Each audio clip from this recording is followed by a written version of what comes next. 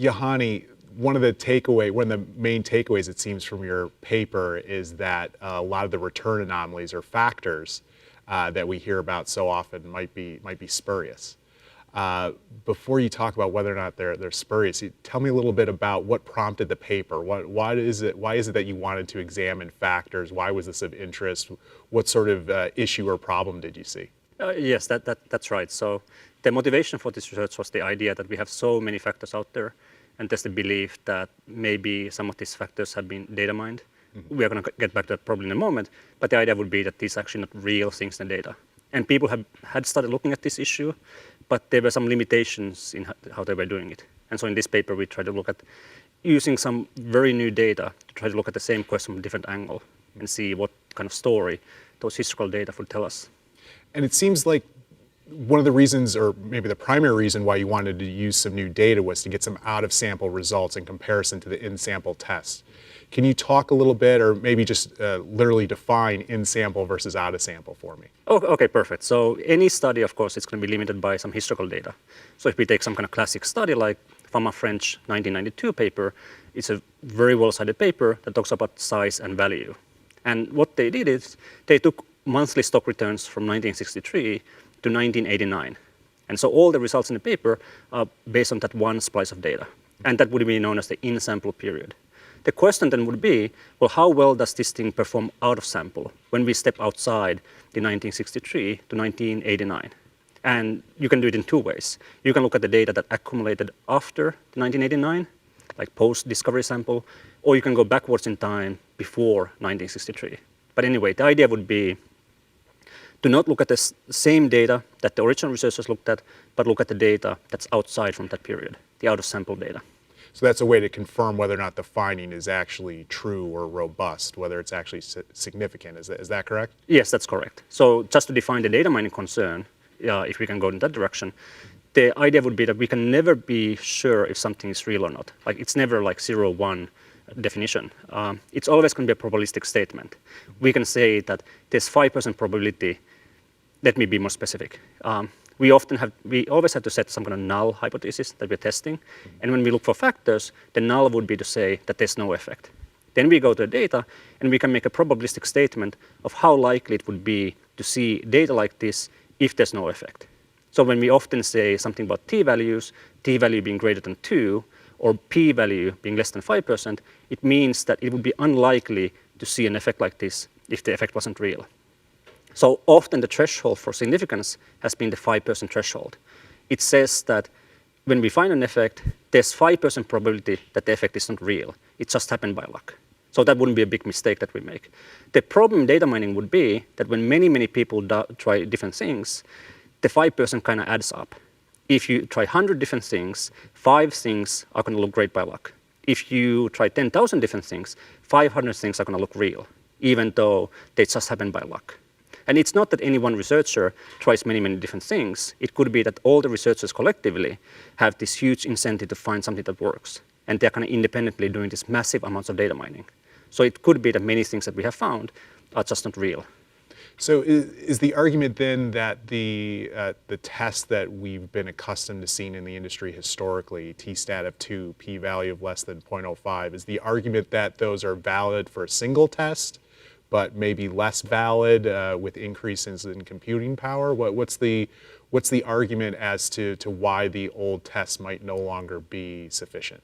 Yeah, so that's exactly right. So if we wanted to stick to the 5%, that the 5% number would be meaningful, we would effectively have to publish every single test that has ever been tried. But the problem is going to be that we only see the successful tests. So we cannot be adjusting the p-values appropriately. Again, if you do 100 different tests and you only publish the successful ones, then it's very hard to back out that actually this is significant at so and so level. And going back to your earlier question about, well, why do you go out of sample? The idea would be that if there's no effect at all, then even in sample, we should have been 0, but we actually saw 5% because of luck. But when we go out of sample, again, if there's no effect, it should be 0. But now when we go out of sample, there's also no data mining anymore. We expect, on average, the alpha out of sample to be exactly the 0. So that's what we're testing. That's what we try to do when we go out of sample. Okay, and given that one of the terms you used frequently in the paper was data snooping, I'm going to go out on a limb and guess that you didn't find that the results were significant out of sample. I'm guessing there, given that snooping doesn't exactly have a positive connotation. Yeah, yes, that's correct. So the main point of the paper would be that you have massive amounts of alpha in sample, but whether you look forwards in time or backwards in time outside the original study, you find more than 50% decline in performance, no matter how you're looking at it. Average returns, Sharpe ratios, information ratios, everything declines out of sample. And the fact that it happens both after and before kind of gives us confidence that this is probably happening because of data mining and not because, for example, people discovering these things and then trading more on it and making it go away. The data mining seems like the simplest explanation. Was the impact largely homogeneous across factors, or did you find some factors that did a better job of surviving out of sample than others did? Yeah, so there are two things here that are kind of important. For any one factor, it's very difficult to say that the factor was never real. The issue is that there's so much noise in returns. So if you look at something like investment factor, it's significant over here, it's not significant over here, but you cannot be, to be technical, you cannot reject the null that the mean is the same here and here. So you can reject the null that nothing happened. So you have to be looking at multiple anomalies at the same time to draw strong inferences of something being real or not.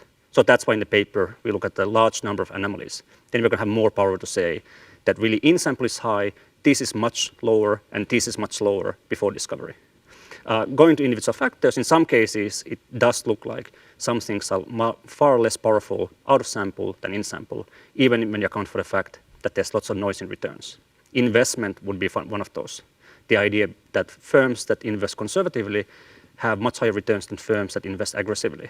That only seems to be true in the in-sample period. There's no effect whatsoever when we look at out of sample from 1926 to 1963. And also there's no effect after the original sample ended, I believe, in 2003. So that's one example where in one factor, the investment factor, it doesn't seem quite as good out of sample. You know, the out of sample results are not matching up to the in sample results. That seems clear. What do you think the cause of that disparity is? So that's a great question. So people have been thinking about this data mining thing going on for some 20 years now, and they have kind of discovered that in many cases the performance out of sample seems to be worse than the in sample. But what they have always done has been to look at the data that have accumulated after the original study. And then you kind of confront two different effects. What could be going on would be that, well, there was data mining, and so the effect wasn't real in the first place. That could explain why there's a decay in alpha out of sample. But the other possibility would be that maybe the factor was about mispricing in the first place. Now we have arbitrageurs trading on it, and that's what makes the alpha go away. What we did in this study was to get completely new data that predated the original sample.